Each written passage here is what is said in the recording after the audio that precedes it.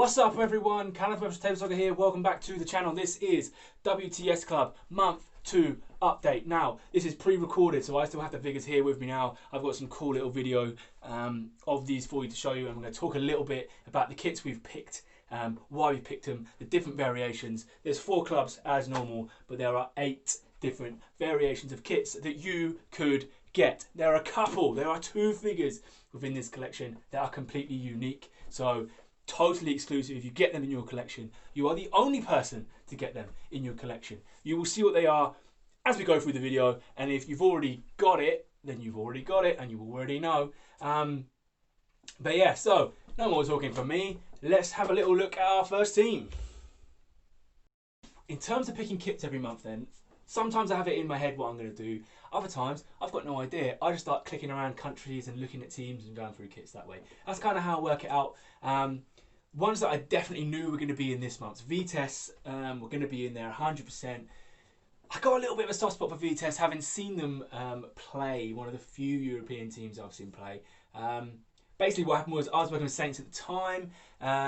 They played in the Europa League against Saints. I was working for Saints and we got free tickets. I went along, did a little bit of work beforehand, sat in the stands. Vitesse fans off to my right hand side, this will be your right, it's going to be flipped, but on my right hand side were absolutely brilliant. Honestly, they were so loud. It was absolutely brilliant. I spent most of the time just looking at them, just watching them absolutely living the dream. And they had all their flags and things taken off them before they went in as well, which I thought was a bit odd, but they were absolutely superb.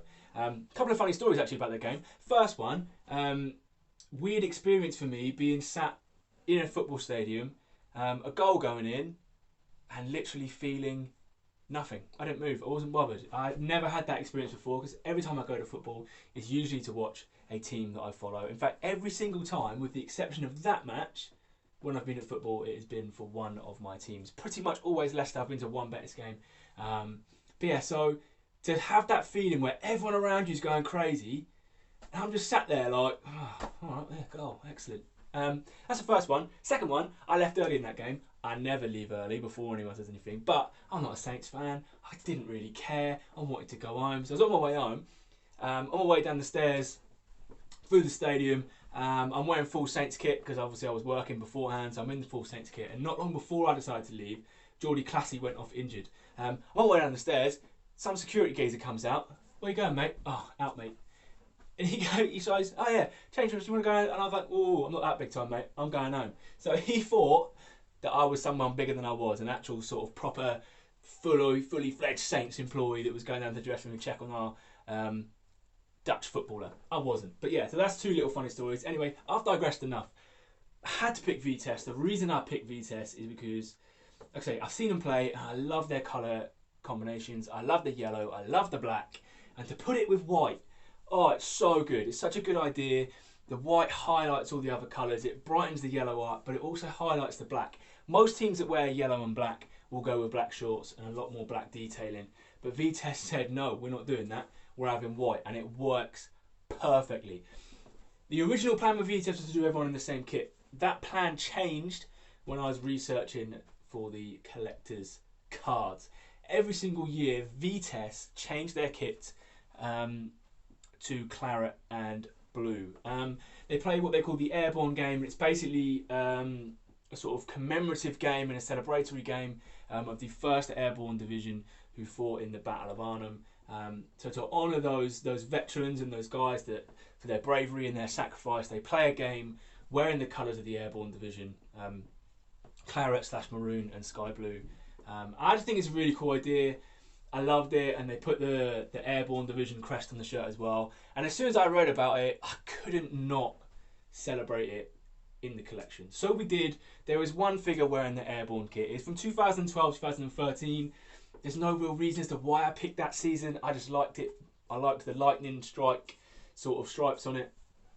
That was it. That was the reason I picked it. The other kit is from 2015-16, the greatest football season on earth. And while Leicester was shocking the world, Vitesse finished mid-table, got knocked out of the Europa, didn't do very well in the Cup, but it's a beautiful kit. That's why we picked it. Have a little look.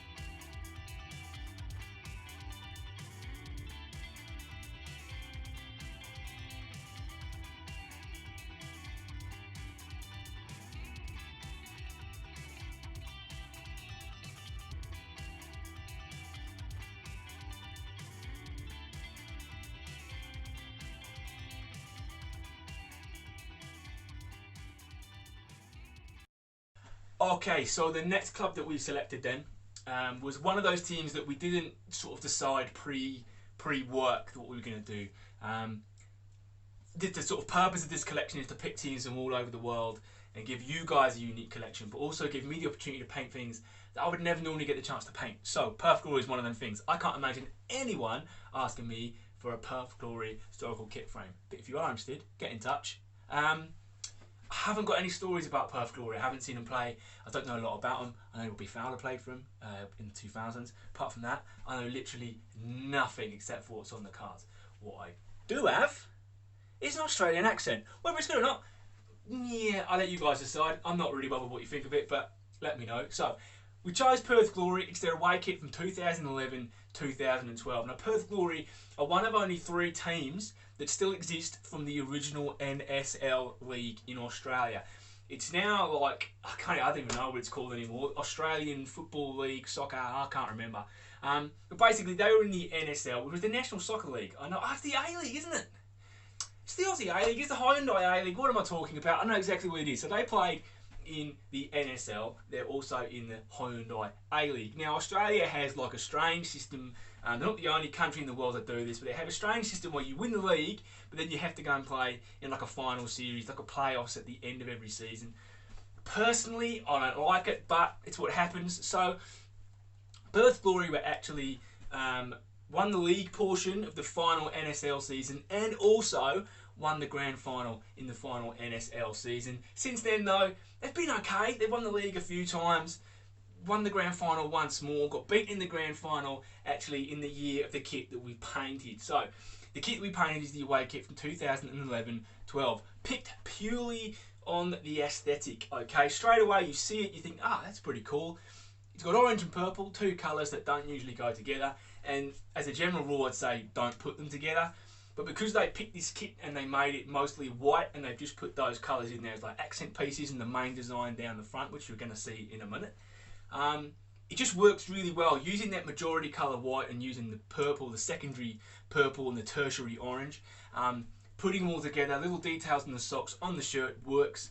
I just think it works really nicely. It's like an Ajaxy PSG sort of vibe about the design and the colours, not necessarily the colour choices, but how they've arranged the colours. There was one part of the kit that we took off.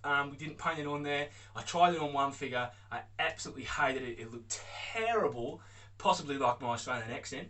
But basically they had this bit that goes from like here to here in purple on that kit. I painted one on there, but with the stripe and the badge, honestly, it was terrible. I took it off. I didn't paint it on the others. So purely to keep the aesthetic of the final piece, we took it off. That's enough chat from me about it. Go.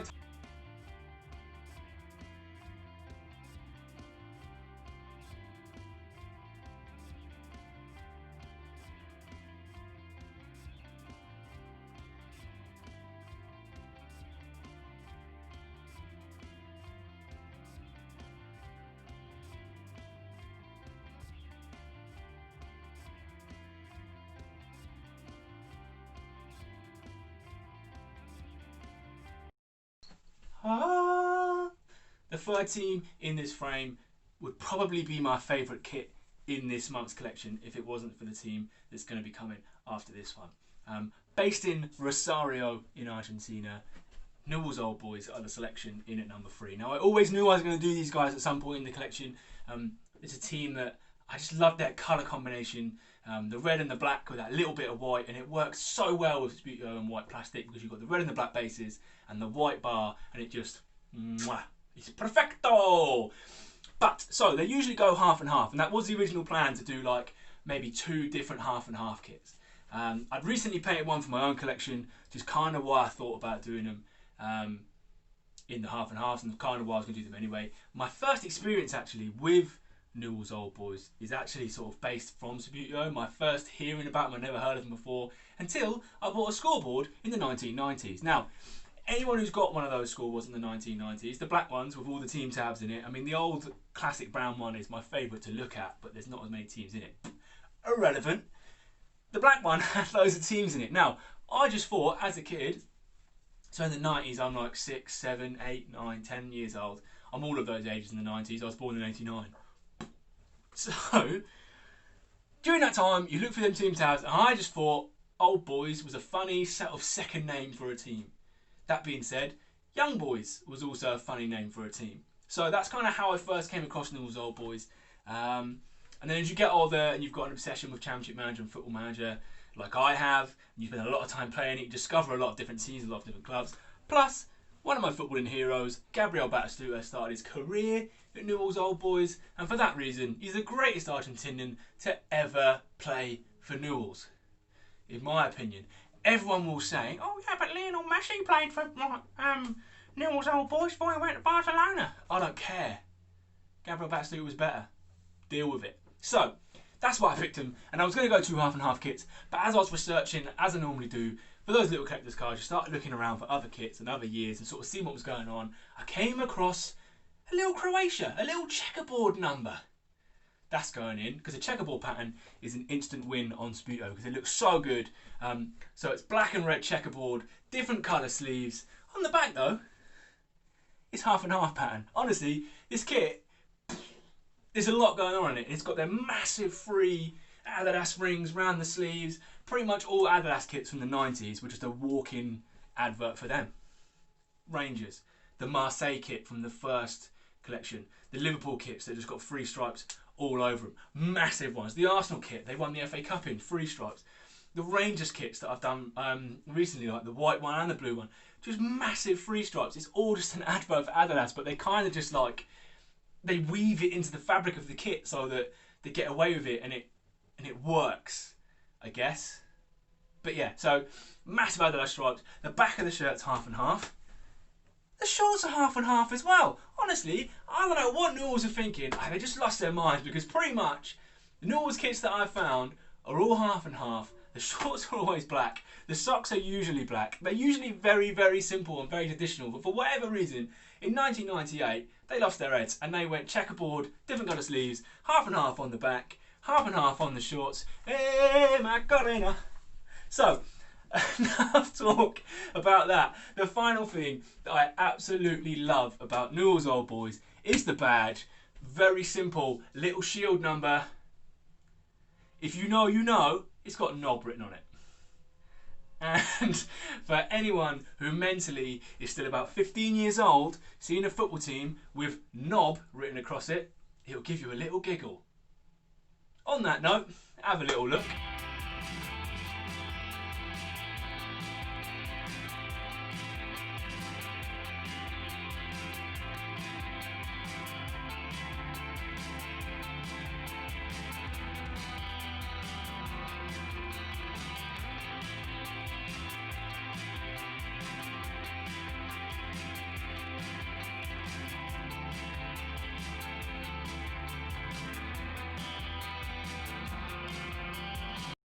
Final team from this month then.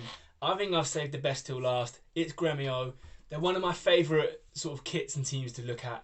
I love the design of it. They're one of my, that design, that double stripe design with a pinstripe in between, is one of my favourite designs. I love painting it. It takes ages, don't get me wrong. It takes a very, very long time. And to get the balance right between the broader stripes and then the pins going in between, it does take a long time, but it comes together really well. The first kit I painted is actually the most modern of the kits that I did. It's the sky blue and black halves from 2007. There is only one of these in the collection. I just like the vibrancy of it. The sky blue they used, or the blue they used, was really, really bright. Like, it pops big. So they've gone for a half and half kit. And again, in true Gremio fashion, they've teamed it up with white collar, white cuff lines, and it just works. It frames the whole thing.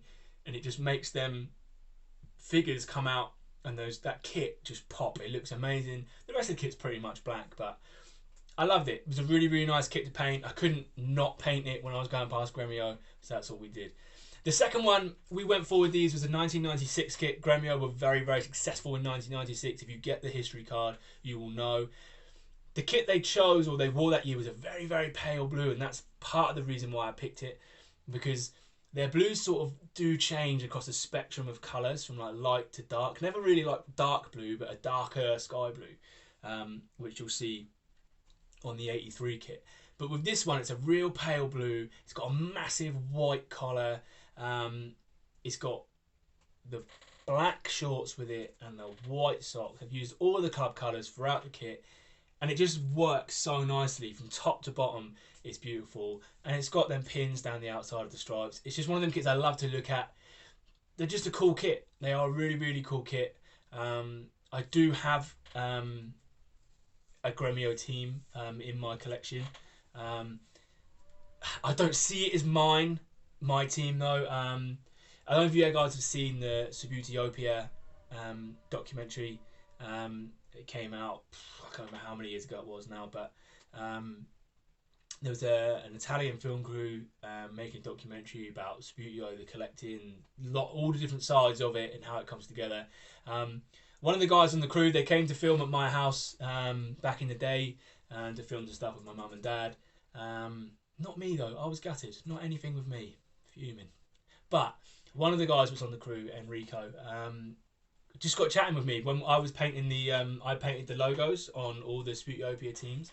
So if you have a Subbuteo team, the all white one with the bird on it, I painted that bird. All 1,000 of them, and the ones for the goalkeepers, and all the ones on the balls. I painted every single one. But as I was doing that, there's a guy in there, Enrico. We got chatting, and he had a Gremio team when he was younger. He loved it. It was his favourite team. And yeah, I said I would paint him one. A couple of months later, they go back to Italy. I finish it. I've still got it. And you know, sometime later, it turns out that actually he passed away. So he's not around anymore. But I still have his team. Like I say, I don't view it as being mine. To me, it's still his. I don't really know what to do with it. It's just in the collection with my team. So anyway, that's totally tangented off there. But so I picked the Gremio kit from 1996, lovely pale blue. The final one we picked, this is classic Adidas. This is the Adidas that we love. It's simple. It's a darker blue. Gremio were brilliant in 1983. The kit was superb. It's got that clean, crisp, bold V-neck. It's got lovely white cuff ends, a white V-neck collar. It's got white shorts with sky blue and black Adidas stripes down the side. The socks are all sky blue. It's amazing. It's so nice to look at. That's the kit. Like if I was ever going to paint one genuinely for myself, I think that's the one I'd pick because it's simple, it's effective, it looks really good, and you're about to see what I mean. Roll it on.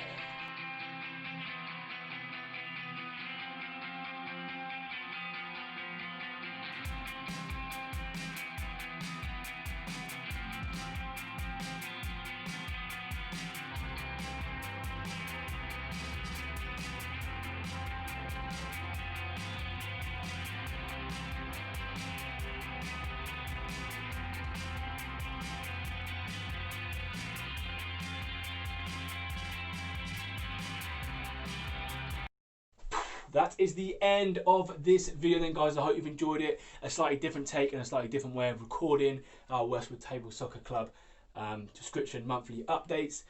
It's been delayed. It's pre-recorded, as I said, but it's been delayed so that hopefully everyone within the club has received their figure. These videos give the guys that aren't in the club a chance to see what they could get, but it also gives the guys in the club a chance to have a look and see what other people would have got and other different variations, and potentially find out whether their figure is one of the exclusive singles that we put in pretty much every month. I'm not going to say we're going to do it every month. We're going to put in single kits, but I think it's a nice thing to do. It just brings a little bit more exclusivity about the collection, about your collection specifically. If you enjoyed the video, please leave it a like. If you are new to the channel, please click subscribe. Let's build this channel. We are over 500 now, at least at time of recording. We're over 500. Who knows where we're going to be midway through October when this video comes out. Hopefully on our way to 550, maybe 520, who knows. Just going to end the video with a little sort of plug for our partners. Now, oldschoolfootball.co.uk, you guys know about them. They have been awesome with us. They've done a free t-shirt giveaway with us, which hopefully is already finished by now if I remember to do it. This is obviously in the past. In the future, I will know the answer to this, so maybe it's already been done. But those guys are awesome. Go check them out. Link is in the description below. We've also got our music man, Sample-Delic Sounds, provides all the music for the channel. Extremely talented. Please go check them out. Again, links in the description. We've got a brand new affiliate channel, affiliate partner, the guys on Twitter as well. Football Shirts and Creations. The guy is an absolute genius. He takes wrecked football shirts, makes them brilliant football shirts. He's magic with vinyl. He does numbers, sponsors, badges, everything. The guy's a genius. Get over there. Again, link in the description. We've got our t-shirt and mug supplier. Rich from Bolt Tees has been absolutely amazing. The guy's doing it out of his shed.